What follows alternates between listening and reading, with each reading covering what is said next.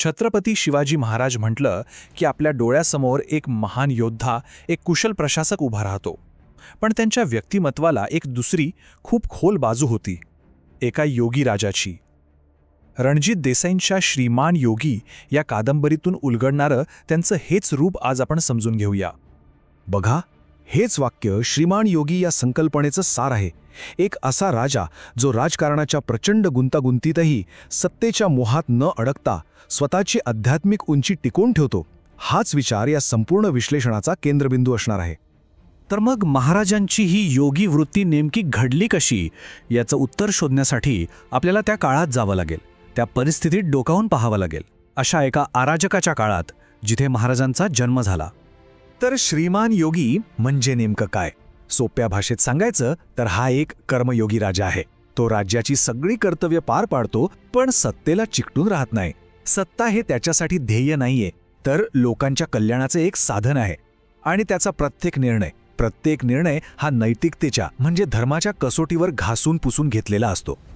कल्पना करा, 17व्या शतकातला भारत, राजकीय अस्थिरतेने पूर्ण पोखरलेला. उत्तरेत मुघल आणि दक्षिणेत आदिलशाही कुतुबशाही या सत्तांच्या संघर्षात सामान्य माणूस, रयत भरडली जात होती. अन्याय, शोषण आणि असुरक्षिततेच्या याच अंधारात 1630 साली शिवनेरीवर एका नव्या आशेचा, एका नव्या नेतृत्वाचा जन्म झाला. पण एक गोष्ट लक्षात घ्यायला हवी, हे नेतृत्व केवळ तलवारीच्या धारेवर घडलं नाही. स्वराज्याची खरी ताकद होती त्याच्या नैतिक पायामध्ये. आणि हा पाया कसा रचला गेला हे पाहणं खूप महत्त्वाचं आहे. आणि या नैतिक पायाच्या मुख्य शिल्पकार होत्या राजमाता जिजाबाई. त्यांनी फक्त राजकारण किंवा युद्धशास्त्र नाही शिकवलं, त्यांनी रामायण महाभारतातल्या कथा सांगून स्वधर्म म्हणजे काय, न्याय आणि अन्यायातला फरक काय, हे महाराजांच्या मनात अगदी खोलवर रुजवलं. स्वराज्याचा विचार हा फक्त राज्य जिंकण्यापुरता नव्हता, तर तो नैतिक मूल्यांवर आधारित समाज घडवण्यासाठी होता.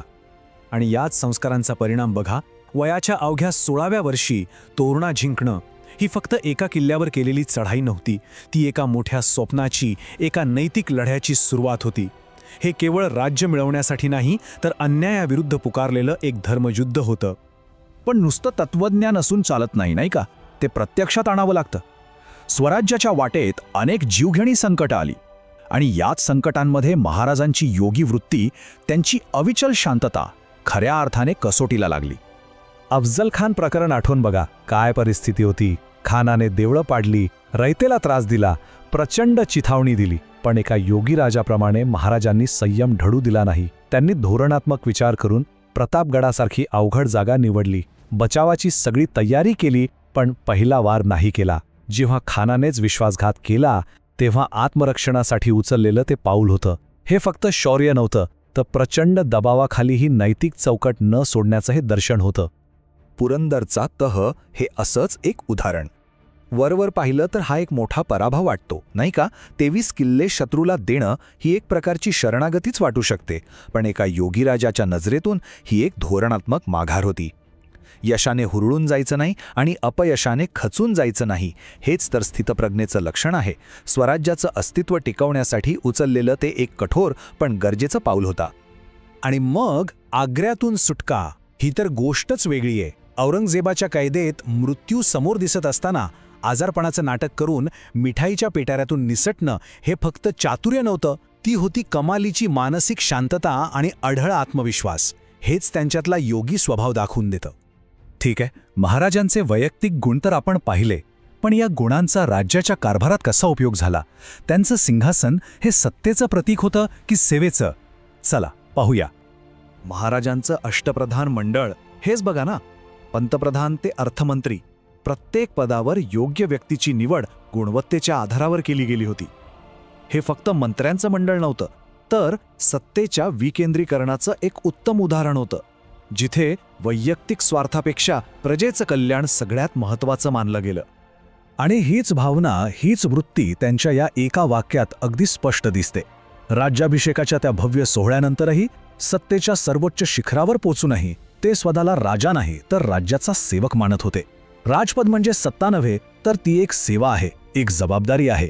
हाच त्यांच्यातील योगी राजाचा खरा संदेश होता. पण कुठल्याही महान व्यक्तीचा खरा वारसा त्याच्या गेल्यानंतरच कळतो, नाही का? महाराजांनी उभारलेलं स्वराज्य आणि त्यांनी दिलेला श्रीमान योगीचा विचार त्यांच्यानंतर किती प्रभावी ठरला. 27 वर्ष हा आकडा साधा नाहीये. महाराजांच्या निधनानंतर खुद्द औरंगजेब प्रचंड सैन्य घेऊन दक्षिणेत उतरला. त्याला वाटलं आता स्वराज्य सहज संपवून टाकू. पण मराठ्यांनी तब्बल 27 वर्ष स्वातंत्र्याचा लढा चालू ठेवला. हे काय सिद्ध करतं? हेच की महाराजांनी केवळ एक राज्य नाही तर एक कधीही न संपणारा विचार निर्माण केला होता. आणि म्हणूनच महाराजांचा खरा वारसा म्हणजे फक्त जिंकलेले किल्ले किंवा राज्याच्या सीमा नाहीत. त्यांचा खरा वारसा आहे स्वराज्याची संकल्पना. एक असं राज्य जे न्याय, सहिष्णुता आणि रयतेच्या हिताच्या पायावर उभा आहे. आणि हा विचार त्यांच्या काळापुरता मर्यादित नव्हता, तो कालातीत ठरला. आणि मग हा सगळा इतिहास पाहिल्यावर एक प्रश्न आपल्या सगळ्यांच्या मनात येतो.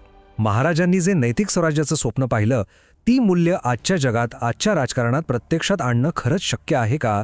की सत्तेचं स्वरूप असं आहे की तिथे मूल्यांची तडजोड करावीच लागते? या प्रश्नावर नक्की विचार करा. आणि जर तुम्हाला महाराजांची ही योगी राजाची बाजू आणखी खोलवर समजून घ्यायची असेल तर रणजित देसाईंची श्रीमान योगी ही कादंबरी आवर्जून वाचा. आणि अशाच वैचारिक मंथनासाठी आमच्यासोबत जोडलेले रहा. सबस्क्राईब करा.